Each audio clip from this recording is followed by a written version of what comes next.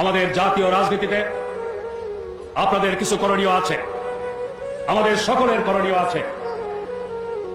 আমরা সকলে সাক্ষী, আওয়ামী লীগ দুইবার ক্ষমতায় গিয়েছিল। প্রথমবারে ক্ষমতায় গিয়ে ইসলামী রাজনীতি নিষিদ্ধ করেছিল, ইসলামের নাম নিশানা মুছে ফেলার আয়োজন করেছিল, ইসলামী শিক্ষা সংস্কৃতির পথ রুদ্ধ করেছিল। দ্বিতীয়বার ক্ষমতায় এসে মাদ্রাসার আলেম ওলামায় হয়রানি করেছে কিভাবে আপনারা জানেন। কওমি মাদ্রাসার বিরুদ্ধে ষড়যন্ত্রের অংশ হিসেবে সেখানে লাদেন বাহিনী, তারপরে আল কায়েদা আবিষ্কার করে তাদের হয়রান করা হয়েছে। আর আলিয়া নিসাবের মাদ্রাসার একটিও কেটে দিয়ে তাদের উপরে একটি খড়গ ঝুলিয়ে দেওয়া হয়েছিল। আমি একদিন পত্রিকা দেখেছিলাম, আওয়ামী লীগের একটি ওলামা ফ্রন্ট আছে, ওলামা লীগ, তারা কওমি নিসাবের ওলামায়ে কেরামকে বলছে জামাত ইসলামী আপনাদের দেখতে পারে না, কারণ আপনাদের ওখানে এদের নাকি কাজ করার সুযোগ নেই।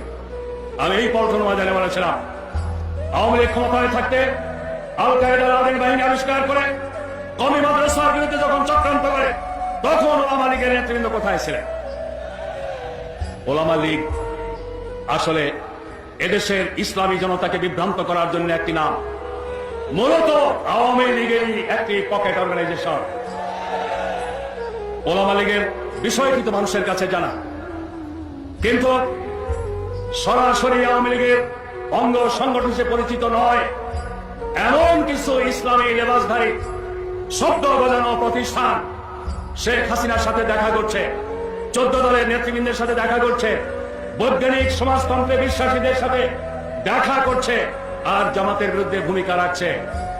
যারা এভাবে ইসলামের নাম নিয়ে লেবাস পরে আওয়ামী লীগের এজেন্ডা বাস্তবায়ন করতে চায়, বাংলাদেশকে ধর্ম নিরপেক্ষতার নামে ধর্মহীন বাংলাদেশে পরিণত করতে চায়, বাংলাদেশকে বাইরের তাবেদার রাষ্ট্রে পরিণত করতে চায়, তাদের বিরুদ্ধেও দেশবাসীকে সজাগ সচেতন করার ভূমিকা আপনাদের পালন করতে হবে। ওলামায়ে কেরাম, আমি কথা আর বাড়াতে চাই না, শেষবারে একটি কথা আমি বলতে চাই। জামাত ইসলামী বাংলাদেশ এই দেশের সকল আলেম ওলামা, সকল ইসলামী প্রতিষ্ঠান, সকল ইসলামী দলকে আপন মনে করে, অন্তর থেকে তাদেরকে শ্রদ্ধা করে। আমি এতটুকু বলতে চাই, ভুল বোঝাবুঝির কারণে হোক, যে কারণেই হোক, জামাত ইসলামীর বিরুদ্ধে যারা সমালোচনা করেন, কথা বলেন, তাদের বিরুদ্ধেও আমরা কোনো কথা বলি না, বলবো না। আপনাদের কাছে অনুরোধ করব, গঠনমূলক সমালোচনা যদি যে করতে চায় করুক, সমালোচনায় জড়িয়ে পড়ে কাদা সরাসরির মতো পরিস্থিতিতে জামাত ইসলামী আজ পর্যন্ত শরীক হয়নি, ভবিষ্যতেও হবে না। আমরা মনে করি জামাত ইসলামী এই দেশের সকল ইসলামী দলেরই প্রতিনিধি স্থানীয় একটি সংগঠন। জঙ্গিবাদের নাম নিয়ে যখন ইসলামী দল আলেম ওলামার বিরুদ্ধে তথ্য সন্ত্রাস চালানো হয়েছে, আমরা পার্লামেন্টের ভেতরে বাইরে, সাংবাদিক সম্মেলনে, জনসভায়, কূটনীতিকদের সাথে আলোচনায়, সর্বত্র শুধু জামাতের পক্ষে কথা বলিনি, এদেশের সকল আলেম ওলামা, সকল ইসলামী দলের পক্ষে কথা বলেছি। আজকের এই সময়টি ইখতিলাফ নিয়ে ঝগড়ায় জড়িয়ে পড়ার সময় নয়। ইসলামের মত পার্থক্য ছিল, আছে এবং থাকবে। যে যে মতে বিশ্বাসী তাকে সেই মতে থাকতে দিন।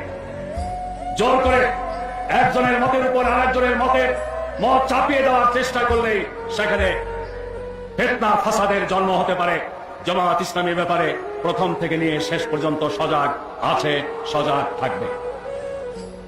আমরা বিশ্বাস করি যারা কোরআন হাদিসের খেদমতে নিয়োজিত, তারা যদি আমাদের বিরুদ্ধে ফতোয়া দেন, তবুও তারা যে কাজটি করছেন এই কাজ আমাদের কাজ। অতএব সাময়িক ভুল বোঝাবুঝির কারণে তারা হয়তোবা কোনো দিক থেকে কোনো ভুল তথ্য পেয়ে আমাদের সম্পর্কে নেগেটিভ কথা বলছেন, কিন্তু তাদের কাজটি যেহেতু আমাদের জন্য সহায়ক, তারা যে কাজ করছেন যেহেতু কাজটি আমাদের, এজন্য তাদেরকেও আমাদের বুকে টেনে নেওয়ার মতো উদার থাকতে হবে, উদার ব্যবহার করতে হবে। আমি আবারও আপনাদের সকলের মাধ্যমে এই দেশের সমস্ত ওলামায়ে কেরাম, সমস্ত পীর মাশায়েখ, সমস্ত ইসলামী দল এবং প্রতিষ্ঠানের নেতৃবৃন্দ কর্মীদের কাছে আকুল আবেদন রাখতে চাই, ইসলামের বিরুদ্ধে যে ষড়যন্ত্র চক্রান্ত চলছে, এই ষড়যন্ত্র চক্রান্তের পেছনে যারা আছে তারা যেন ইসলামপন্থীদের কাউকে ব্যবহার করতে না পারে, কাউকে তাদের সহজ হিসেবে পেতে না পারে, আমাদের কারো কথা যেন তাদের শক্তি না যোগায়। এ ব্যাপারে আমাদের সবাইকে সজাগ এবং সচেতন থাকতে হবে। এই ওলামা সমাবেশ সার্থক ও সফল হওয়ার জন্য মহান আল্লাহ রাব্বুল আলামিনের দরবারে শুকরিয়া জানিয়ে, আপনাদের সবাইকে আন্তরিক অভিনন্দন জানিয়ে, এই সম্মেলনকে কেন্দ্র করে কালেমায় বিশ্বাসী সকল মানুষের মধ্যে ঐক্য গড়ে উঠুক। দিনের জন্য যারা কাজ করছে ক্লাসের সাথে সকলের সাথে সংহতি একটি মাইল ফলক হোক এই ওলামা জাতীয় ওলামা সমাবেশ। আমি আশাবাদ ব্যক্ত করে সকল শ্রেণীর ওলামায়ে কেরামের কাছে আমার মনের এই আকুতি পৌঁছে দেওয়ার জন্য আপনাদেরকে দায়িত্ব গ্রহণের আবেদন জানিয়ে আমার বক্তব্য শেষ করছি। আল্লাহ হাফেজ। বাংলাদেশ জিন্দাবাদ। ওলামা